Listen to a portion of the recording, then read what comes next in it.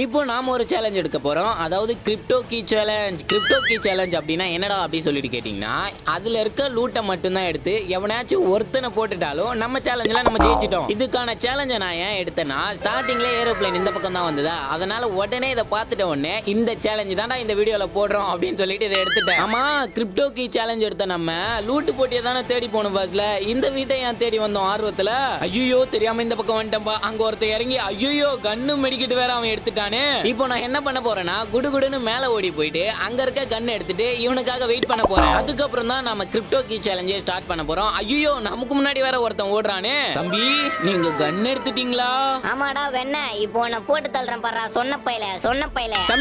தம்பி கொஞ்சம் ஆணவத்துல ஆடாதீங்க. உங்களை அழிக்க ஒருத்தன் பிறந்து வருவான் பாருங்க. அரே நீ எல்லாம் நம்பர் 1 பாட்டுடா. இருடா உனக்கு ஒரு எமோட்ட போட தான்டா நீ சரிப்பட்டு வருவ. நம்பர் 1 பாட்டு நீ. கீழ இருந்து ஒருத்தன் வந்தான், அவன் இவனை அடிக்கணும்டா. ஆண்டவா அடிச்சாயா வேற